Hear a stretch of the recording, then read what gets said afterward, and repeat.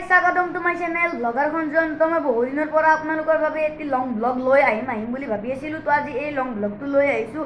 আপোনালোকে এই লং ব্লগটো চাই কেনে পাই মোক কমেণ্ট কৰি জনাব। তো বলক আমি এই লং ব্লগটো আৰম্ভ কৰোঁ। তো গাইজ আজি বহুত গৰম, গতিকে আমাৰ মায়ে এগিলাচ চৰবত বনাইছিল। তো সেই চৰবত গিলাচ ফ্ৰিজত আছে নে নাই চাই লওঁ ৰ'ব। আছে। তো গতিকে মই এই চৰবত গিলাচ খাই লওঁ। তো গাইজ চৰবত গিলাচ খাই উঠি মই মোৰ টুপিটো পিন্ধি ল'লোঁ। তো আপোনালোকে মোৰ এই ভ্লগটো চাই থাকক। আজিৰ দিনটোত মই কি কাম কৰিম এই ভ্লগটোৰ দ্বাৰা আপোনালোকক দেখাম। গতিকে আপোনালোকে এই ভ্লগটো চাই। গাইজ এতিয়া দুপৰীয়া 3টা বাজিব হ'ল। তো এতিয়া ভাত খোৱাৰ সময় হৈছে। তো বলক আমি ভাত খাব যাওঁ। আৰু ফ্ৰেণ্ডছ, ভাত খোৱাৰ আগত ভালদৰে হাতখন ধুই ল'লোঁ। এনেকৈ হাতখন মুচি দিলোঁ। মজা।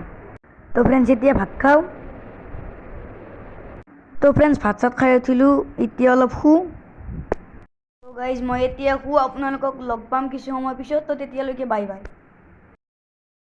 তো গাইজ প্ৰায় 2 ঘণ্টামান পিছত মই টোপনিৰ পৰা শুই উঠিলোঁ। তো এতিয়া ধুনীয়াকৈ গা মূৰ ধুই ল'লোঁ। তো এতিয়া আমি চাহ খাওঁ, আপোনালোকে ব্লগটো চাই থাকক। তো গাইজ আমি এতিয়া চাহ খাওঁ। এই চাহ লৈছোঁ, এই কাজু বাদাম আৰু এই চানা আৰু এই বিস্কুট।